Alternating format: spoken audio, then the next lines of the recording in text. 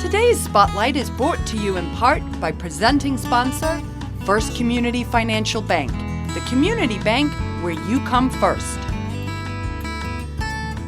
You're watching Spotlight, and with me today in studio are Sarah Raysteck and Mike Orand of BounceBack. So welcome to Spotlight. Thank you. It's nice to have you guys here. I think it's been a while since we've had you. Yes, I appreciate you guys asking me to come back. Yeah, absolutely. So tell us a little bit again, BounceBack. What is it? How did it get started? Well, I have 3 boys that keep my husband and I extremely busy. And with that being said, we run into a lot of stories with, I'm going to take my kid out, I lost my job, I got injured, I can't afford. What people don't realize, that's usually the first thing that goes is the extracurricular activities that families, we're so fortunate to afford to our children. So when they can't afford, I just kept thinking there's got to be a way that kids can stay in their programs. Okay, and why is that important in your mind? I think that keeping kids in an extracurricular activity keeps them feeling like they're accountable, they're part of the team, they're being wanted, they're feeling needed.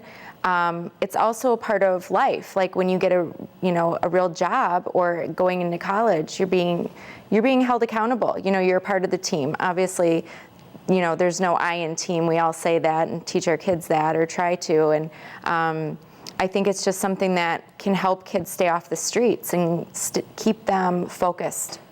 Okay, Mike, now how did you get involved in BounceBack? Well, Sarah's heard me say this before, so I'll tell it again. I apologize, but I was actually looking at a magazine. I don't remember if it was a Naperville Glancer or one of the other Naperville magazines, and I actually saw it, and I was actively looking for a cause to get involved with. My father had passed away soon before I saw the article, and I was looking to do something that kind of honored my dad. And my dad was very much into sports. Okay. He was very much into helping kids, especially kids that were maybe going to be left behind by the system or weren't getting the kind of help that they needed.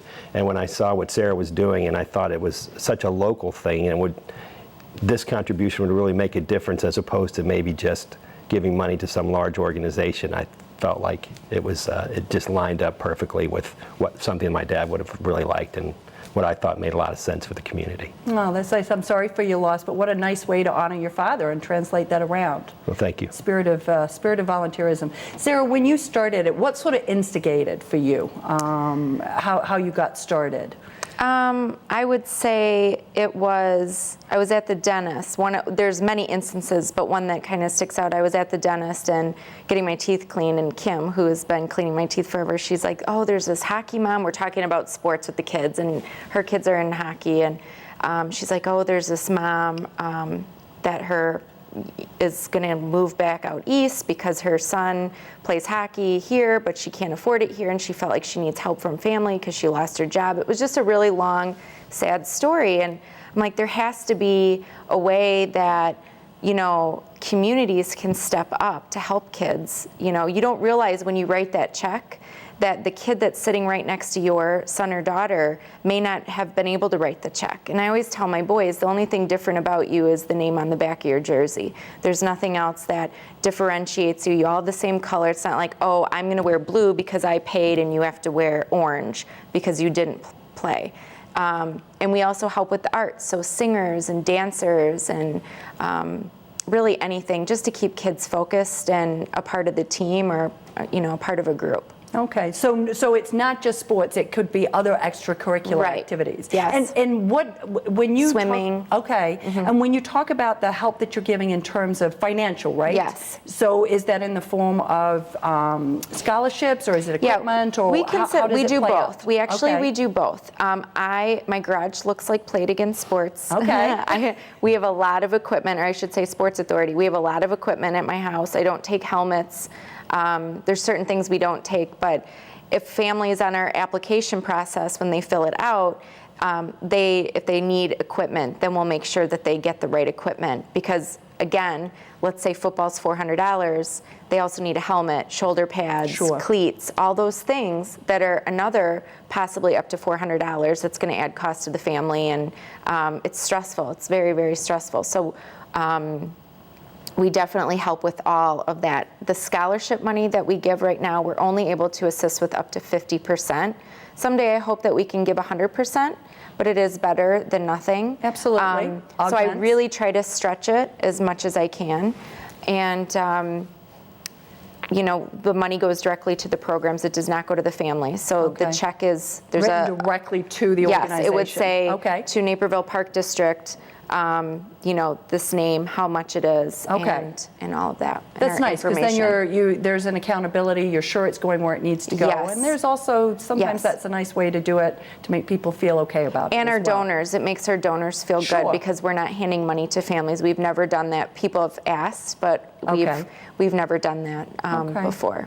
Mike, now, I heard about why you wanted to volunteer, but and obviously your father was involved in sports, but there are lots of different organizations, so why BounceBack specifically for you?